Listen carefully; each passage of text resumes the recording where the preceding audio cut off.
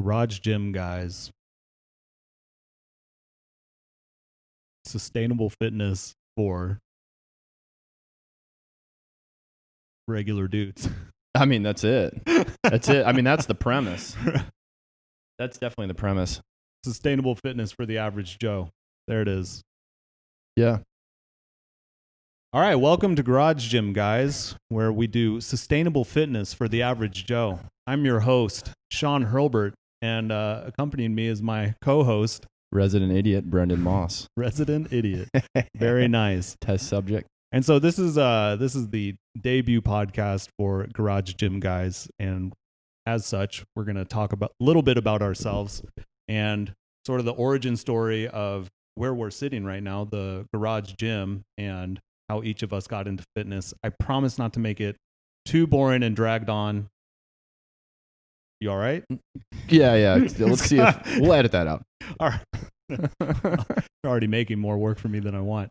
Anyway, so I guess I'll go first.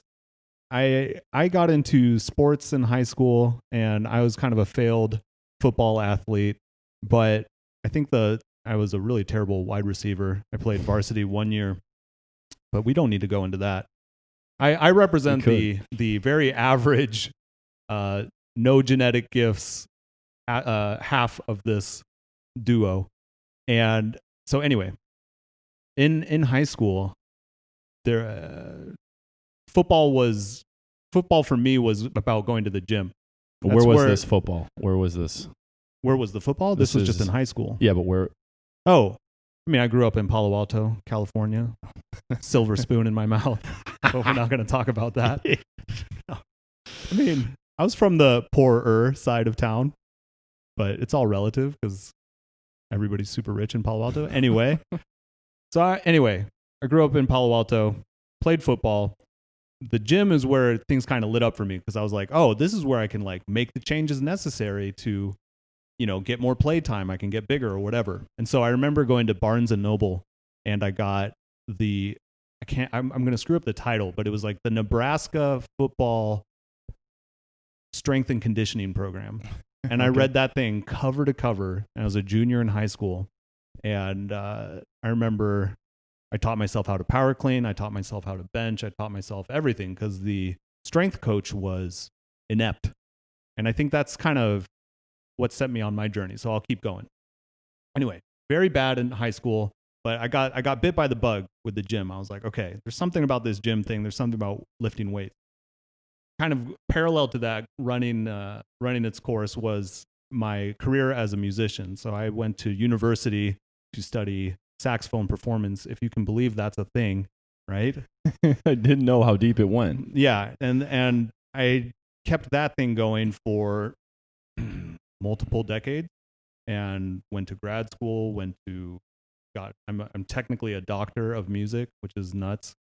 But along the way, especially in grad school, I had to figure out a way to like pay for rent, and so I had been kind of on and off going to the gym. I think I was experimenting with powerlifting, 531, if you're curious. Oh man, somewhere in there was CrossFit. I don't know how deep we want to go with this, but I discovered CrossFit and was kind of like around in the, we're going to edit that. I don't really want to curse too much in the podcast. You didn't give me the ground rules. Or Or the safety word. Right. All right. No safety word. For now, we will. For now, we're not going to curse. No F-bombs. This is new to me. All right. My bad. All right. So I was screwing around in the school gym and doing kipping pull-ups like a douche. And we can say douche. Douche is fine. Anyway, and then I got a job as a CrossFit trainer at a gym. I just happened to like walk into the gym. I was like, I really want to work out. You guys have cool stuff. And then they're like, cool. And they noticed I moved well. And they're like, do you want to become a coach? I said, yeah. And so they sent me to California, which is cool. And I got my level 1. What? Yeah. After all this? You didn't know that? No, I didn't know you. Yeah, I got my level 1 CrossFit certification, and it was cool because it was in Loyola. La Jolla. So Dave Castro was there. Jason Khalipa was there. Oh my God. I don't know all the heavy hitters. I don't know if I'm more surprised about you having your level 1 or that you were from Palo Alto and you were up so high on the hill that you didn't remember what La Jolla was called, which is even amazing. Down there in La Jolla. Us NorCals, we don't pay any attention to the Southern California types. So so I got into CrossFit like a lot of dudes probably that have garage gyms. So maybe y'all can relate to that. Fast forward to becoming a professional musician and having 2 kids. A lot of stuff happened in between there, as you might imagine. And I realized, okay, I need to put food on the table. And being a professional musician sucks because to make any money, you either have to teach 80 hours a week which is, if you don't know, private teaching or being like a personal trainer, maybe some of y'all can relate, is really taxing work because you have to be focused for an entire hour on one person doing the same thing over and over again. Anyway, so I looked into becoming a physical therapist. And so the last year and a half, I've been taking prerequisites because, as you might imagine, science was not a part of my music education. No. And so now I'm technically Sean Hurlbert, doctor of music, student of physical therapy. And I start this fall. So, and actually, Brendon, so that's my story. That's like how I'm like into fitness. Yeah. I guess, Brendon, you can tell your story, but you have to then relate it to how we met and how the garage gym started to bloom from this. I'll catch up to you and then I'll grab your hand as we go by. Great. Although I think you, to give yourself a little credit, you downplayed that transition from the music to the physical therapy. I mean, that was a ripping the Band-Aid off life. So we'll probably get more into that later. But so for me, I grew up in upstate New York until like 5th grade. Then went to Southeast Michigan. So I grew up in the shadow of the big house. Football was my thing because my dad played in the NFL. Everyone was like, "Yeah, you're gonna be your dad. You have to be your dad." I mean, why else would you do anything else? But quick, important point. Yeah, Brendon's dad played in the NFL. My dad was like Ron Burgundy from Parks and Recreation, literally. So, Ron Swanson. Ron Swanson, not Ron Burgundy. Yeah, that's kind of a badass dude, though. Yeah, he's a cool guy. No, I love my dad, but he's not a NFL whatever. What did your dad play? Yeah, you want even weirder situation. Yeah, he started off as a running back and a defensive end in high school. When those body types made sense together back in the 60s. Interesting. Oh, right now you would not be crossing over between those two positions. Then when he went to the NFL, he grew a little, gained a little weight, and they had to put him into inside linebacker. Yeah. So incredibly gifted, so much faster than me, multi-sport, could play anything, do anything. So anything I do pales when I hear the stories about him. I mean, I remember growing up and still having him coming and showing me, I still got the high jump record. I still got this. And I'm like, Jesus, doing hurdles and stuff. And I'm like, is this at Saline High School? No, this is Vestal High School in upstate New York. Upstate New York. And a lot of my cousins. Small pond. Yeah. Whatever. Oh, Shrug it off. Shrug it off. That, and then all my cousins played like college lacrosse. Okay. And then went on to be doctors, which my wife will tell me how much I failed with that. But anyway, so yeah, just kind of living in his shadow, but being in Southeast Michigan, hockey was a huge component, and I loved the game of hockey. Yeah. But the problem was, different than my dad, I grew a little at different times than he did. I grew at a horrible time. I grew in my sophomore year. So I had a big bump in 8th grade. You're talking a growth spurt. Yeah. Okay. So I grew, and I got real awkward really quick. And some things never change. Yeah. And I started really low in the awkward level. So even when I got coordinated, it wasn't nearly like where he was at. So yeah, hockey was tough. Everything was a battle. And I played football really because I knew it was going to pay the bills. So at senior year, let's just back up. So junior year, I got a challenge. I was sitting there as a lifeguard. I was just like lounging like this. And a guy came up to me and he said, "I bet you couldn't swim." And I was like, "I can swim, dude." And he goes, "I bet you couldn't come out here and do a practice." So I was having a little falling out with the hockey coach. And I just, one day, it was so funny. I just grabbed my bag. I walked out of the locker room and I went right to swim practice. and those two coaches had to have a talk and all that. But I fell in love with swimming. Let's fast this forward. I lost a lot of weight, and I couldn't keep the weight on. So the fluctuations between the swim season to the football season really threw everything off. So senior year, I didn't get a scholarship like I had planned to. So my dad, I went down actually to the recruiting office for the Marines, and that's what everyone was doing in Saline. You know, Saline's a farm town back when I was going there. Hey, we're in Saline, Michigan. Yeah, early 2000s. So then I went to Fork Union Military Academy because my dad was telling me about that will give you the extra year to put on weight, and then you can go back into football. So ended up going to Michigan State. Had 5 years there. It was a good time. Real, yeah. You're senior, baby. 5.5 actually. Get it done in 5.5. Came in here mid-year placement. Yeah, it was a good time, man. I really don't know if I have the wisdom to even go back and make that experience better for me. I mean, it's madness. That being a D1 athlete is madness. I had no idea you were on the swim team in high school. Yeah. Yeah, it was awesome. Well, great, but so when is the swim season? So swim season's in winter in Michigan, and it was mid-year. So in swimming, what they do is I've only been to the beginning of one season because I've done 1.5 seasons. So you have the winter conditioning, which is 2-a-days over Christmas break. I joined during Christmas break, so I never really got the full experience. I only got it once. And so you're like fresh off the football field, and then you get in the pool. Yeah, in shorts and baggy shorts and all the drag and. Oh yeah, you did not have the kit. You weren't like a serious swimmer yet. No, I was a little afraid to still be seen in anything tight.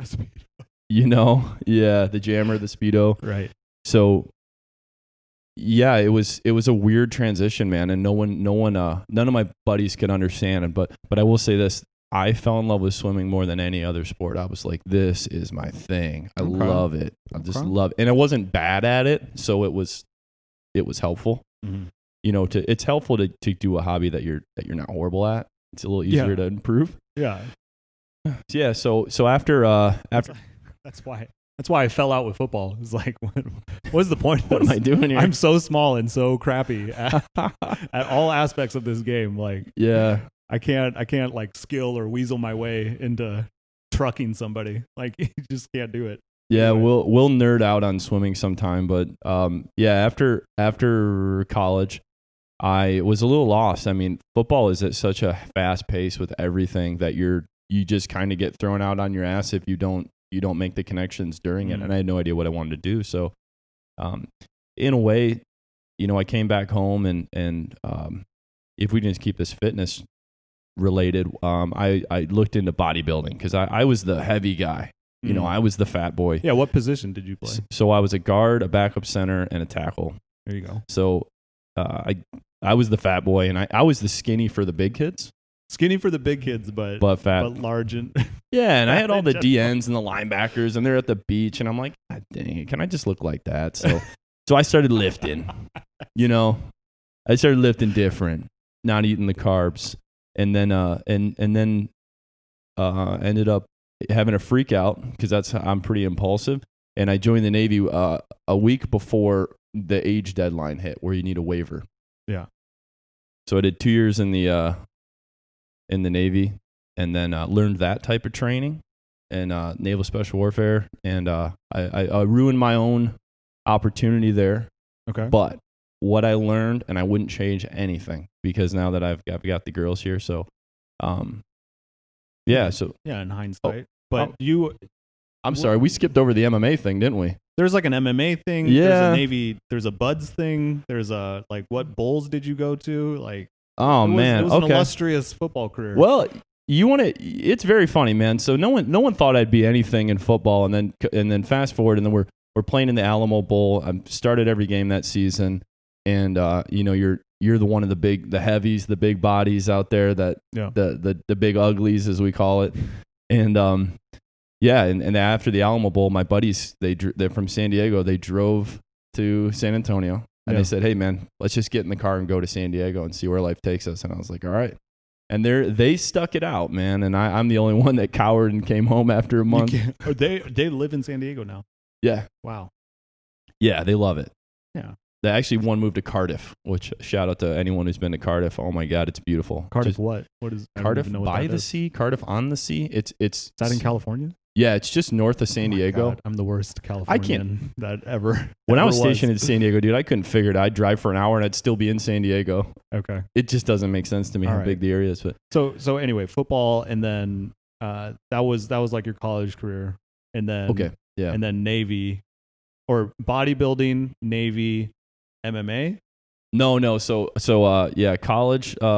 Then it got out, and then I was trying to do the bodybuilding thing, which I sucked at, let's be honest. And I was at the bar, and this girl was jacked. And I remember telling her, I was like, you got to be a bodybuilder. Like, you have the genetics. Like, everything I want, you have. It looks like you have just the perfect frame. And she said, actually, I do MMA. And I'm like, oh, whoa, okay.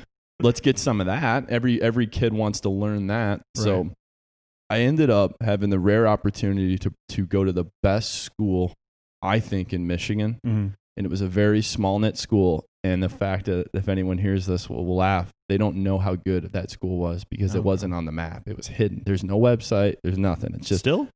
Yeah. And the guy's actually thinking about getting out of it, but getting out of it? Yeah, he's just done.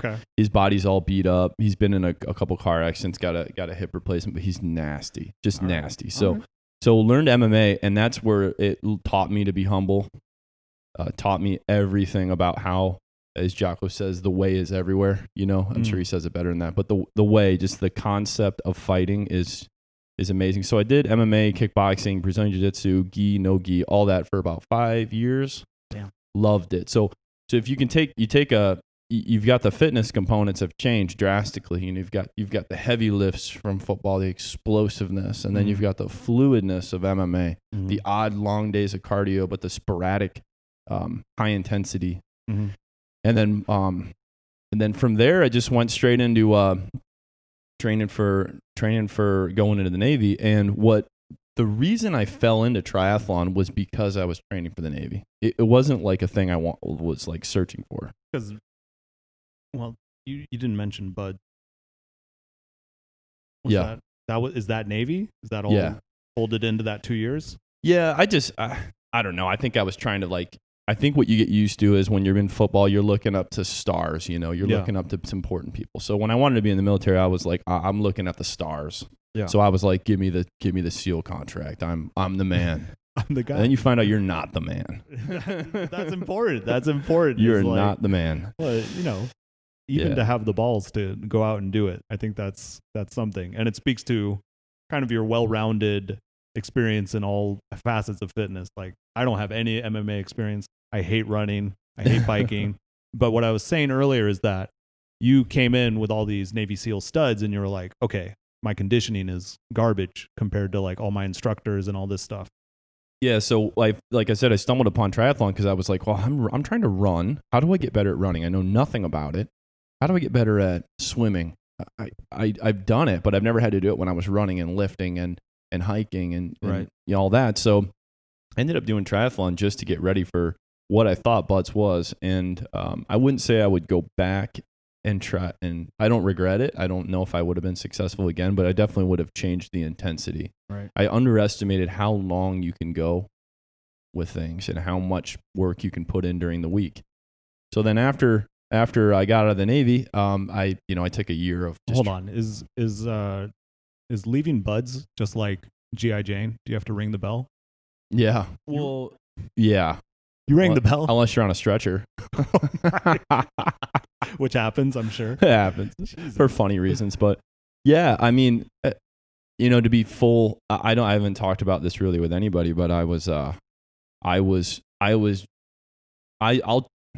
want to say it like this to sound dishonest, but there is a certain level of cheating, stealing, and lying to make life happen. Mm-hmm. And I would gamble hard. I'd gamble on everything. Everything was double down. I'll roll the dice. Yeah. And I could probably get into stories about that. But I found out that during Hell Week that there's two types of people in life, and it can change. There's two types of contributors to a situation. You're an asset or a liability. And I went from being an asset in certain areas to when I started to really see I'd go from asset to liability. I'd flip around, Mm-hmm. and I could see this downward decline in Hell Week where I was just liability, and Wow. it was getting worse. And I really, from a team perspective, it broke my heart because I loved those guys, and Yeah. I was a liability for so long that I looked at the guys and I just said, if you guys are going to get out of here, I got to go. So it sucked. Dang. So it was the morning of the second day. My buddies, I said, hey man, I think I got to go because you guys aren't going to make it. Yeah. And he looked at me and he goes, stay. And one of the instructors actually came up to me. I remember, I won't say his name, but he's probably still active. He's young. And he said, just stay, man. Mm. And then I looked at my buddy and said, I think I got to go. And he goes, then go. So he gave me the chance. Yeah. And he said, okay, now we're moving on. Right. And he was young, but he had some odd wisdom. So I walked over the berm. The bell was on the truck because they bring it with them. And they said, are you good with this decision? And I was like, I am, but I don't know what I'm going to do next. Yeah. And I rang it, and the guy goes, okay, well, roll out. Rolled out. So shortly after that, you probably moved back to Michigan, right? Well, actually, it was kind of funny. I got fast tracked to the suck. So I went across the street to San Diego, got sent back to Great Lakes, did a quick A school. West Virginia's in there somewhere. Chicago's in there somewhere. Or I went back to Chicago, and then they Yeah. sent me straight to a ship that was on deployment in the Gulf. So I really got the suck, which was so great, man. Yeah. It was so great to be sitting on a ship for a month at a time. I met a lot of great people. Yeah. Met a lot of people that I freaking hate. Yeah. I also was a cancer to the ship, and it was the only time I think that leadership helped me out. Yeah. They tried to screw me, but there was enough leadership that said, you don't belong here. Okay. And they let me out. So it was great. I mean, they gave me an honorable discharge, but I had a lot of chiefs, which is a higher enlisted level. And we were actually drinking on the fantail one time during we had to hold a function for the admirals in Connecticut. Yeah. And I was a crank. That means you're the lowest level of your department, and you get to go work in the kitchen, in the galley. See, I still haven't even subscribed to the Navy terms. So I had to go work in the old kitchen area, and I was serving drinks. And here I am, older than all my officers, as old as all my chiefs. And one of them came over drunk, and he goes, hey man, you don't belong here. And he goes, I don't mean it in a bad way, but you don't belong here. Yeah. Like, I was not brainwashable. Right. And you need a little of that. You need a little of someone to at least subscribe to the cause. And my cause was at home. I had my first daughter was at home, Yeah. and I had never lived with her. And I was like, got to go, guys. Enter your wife, who I understand laid down an ultimatum that you had to come home as well, right? Yeah, pretty much. I mean, it's really scary to think about, but she told me that we were on our fast track way to divorce. Right. And I didn't know that. I mean, I thought You're on the ship. You don't think about it, you know. Well, I'm saying you don't know it to be true until you hear it. Yeah. Well, okay. So anyway, Yeah. That's where I come into the picture. So that's what's important. Is Katie cuts my wife's hair, and Yeah. then we meet, and I mean, what happened there? Well, so they're already good friends, and they're like talking to each other, and they're like, yeah, I freaking hate my husband. And Caroline, my wife's like, yeah, I hate my husband too. All he does is talk about fitness, and like he's so into himself and all this stuff. And Katie's like, what? Mine too. Oh my gosh, we have to get these guys together. Yeah. And then so it just so happens like they grew up in Saline. We live in Saline now, and we're at the park at some like movie at the park. There it is. And Perfect name. yeah, brilliant. And then that's the first time I met Brendon. It wasn't all sparks right away, but No, oddly enough, and I don't know why. I think it was the two alphas were trying to like sniff each other out and see what we're trying to do in this world. right. But Why did it eventually spark? what happened? I couldn't tell you how we became friends. I don't know that, but we just fell into it, and it's been good ever since. Yeah. Yeah, well, to that point, I think, how did we get here today? Right. And it's because I think, Sean, with your analytical mind, saw me as kind of a project or a waste of of opportunity. Waste of potential. So Sean lives down the street, and Yeah. I got Katie to buy into letting me put all this gym stuff. So I had it all at people's places, and I started making this gym, and you started coming over, and you were like, dude, you're spinning your wheels. Okay. Like, you were trying to do everything, and guess what? You're doing nothing. Yeah. So Brendon, like he described, football, triathlon, MMA, all the things, right? And so he's like on the ground, he's doing like his jiu-jitsu. He's like, man, do you like warm up? And like he's like spinning his Indian clubs, which I love. I like all the stuff that he exposes me to. But I'm like, I'm very focused. And I'm focused right now on just getting very strong. And I was like, man, if you try to boil all these pots, nothing's going to happen. I'm sure that's not how the saying goes, but he was just spinning his wheels. So I with my CrossFit level 1 brain, no, I'd been into like a lot of, I sell myself short, a lot of physical therapy, a lot of strength and conditioning. So I have a good knowledge base. I just don't have the letters behind my name yet. Just SPT. And I was like, just trying to get him over, like, dude, you need to just squat.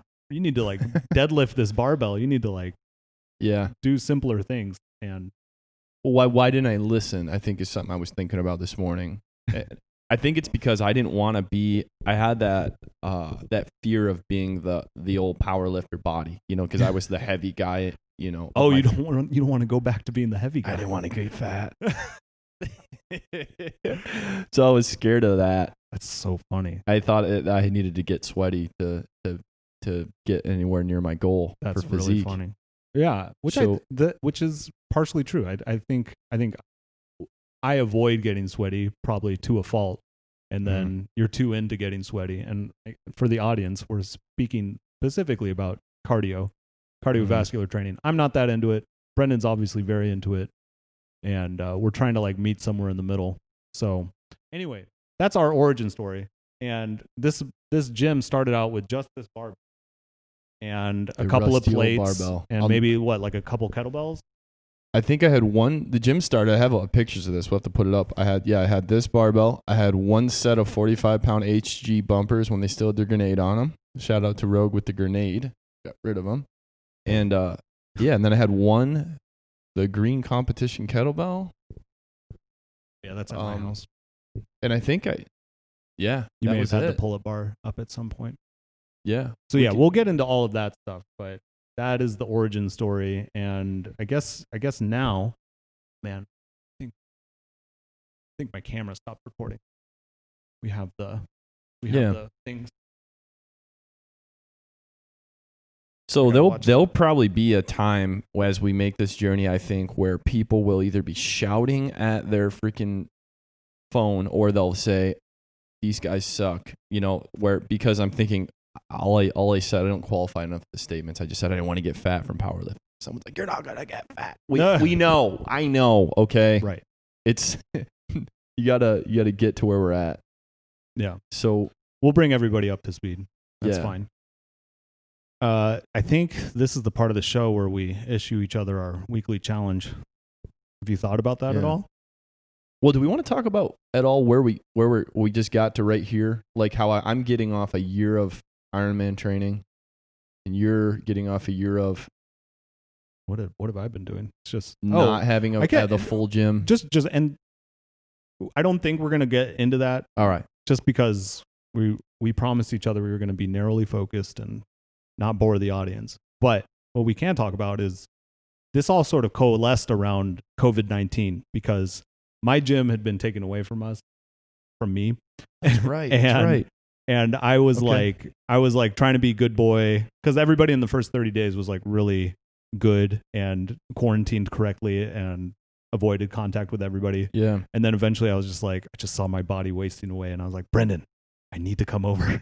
I need to work out now. Yeah. And then I put the kettlebell at the back door and looked both ways.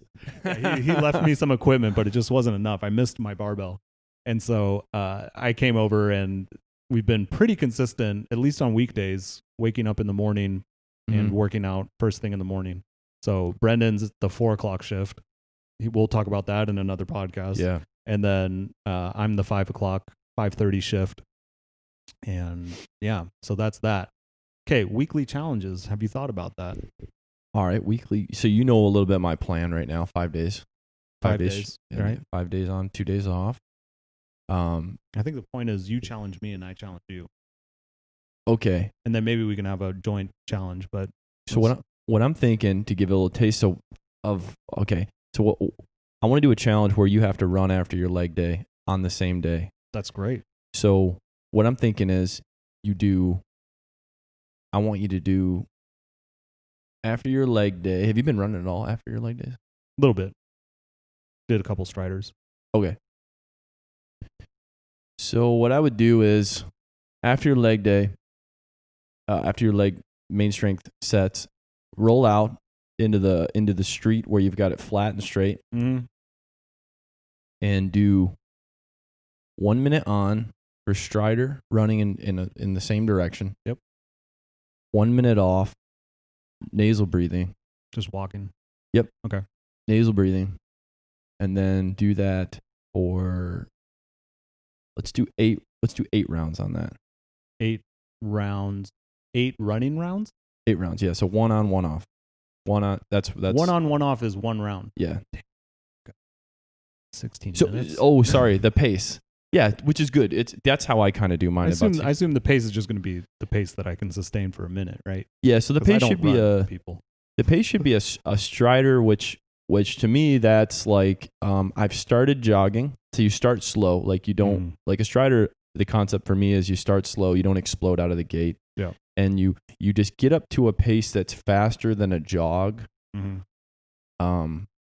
Kind of like a parade pace where you're like, yeah, look at me, I can run. And then as that minute's coming up, you just slow down into the walk. Okay. There's no explosive change of direction. And then the only reason you want the pace faster than a jog, just faster, is because I want you to activate everything. Because in a jog, I turn a lot of stuff off. Okay. All right. That's mine. That's a good challenge. My challenge to you is take everything to 5 reps. So you've been playing around with 4x5s, 4x3s. Yeah. A lot of 3s in your training. I want you to see where you're at with a 5x5 and try to get, because you're going to do every strength movement throughout the week, right? That's kind of how you're programming. The big 4. Yeah. The big 4. So yeah, not the big 3. We do the big 4 here. I want you to do 5 sets of 5 on each of those movements, and then just see what weight carries across each one of those movements, and then build off of that. So should I try to keep the same weight for all 5? Right, so that you can have some data for the following week. Okay, so 5 sets of 5 for each of the big 4. Same goal is same weight for every set. Right. Sustained weight. Yeah. Right. And you can set. We're gonna get into all of our little EMOMs and like all the things that we do. Do what you normally do, but I want you to make time for 5 sets and make effort for 5 reps on each of those sets. Yeah. Because that's the big thing. At the 4 o'clock shift, he has to make time to even get in his strength stuff. Yeah. So and the efficiency is a whole nother ball game. But I'm sorry, you're gonna do the running. Are you gonna do that once or twice this week? How many leg days do you have? Let's see. So today was squats. So I dodged a bullet there. Tomorrow, okay, I can do this. Tuesday, Thursday, Saturday. That's 3 days of running. Let's do it twice. So you want me to at least get it twice? I'll aim for 3, and if I land on 2.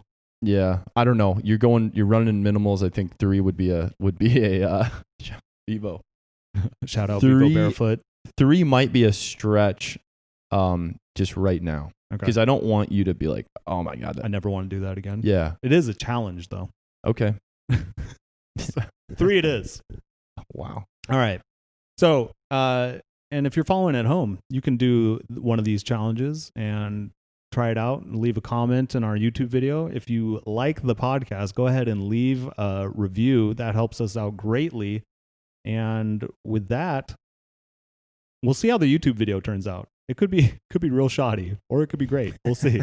You want to leave the audience with anything? The only thing I can think of, the mistake that I made the most, and I just have to talk myself out of it, is you don't win the workout today. The workout has to take into account over and over and over. So you don't save the world in one day. And that's why the challenge is the bar is set low, because you gotta be able to operate every day. Words to live by. This is Garage Gym Guys, episode 1, out.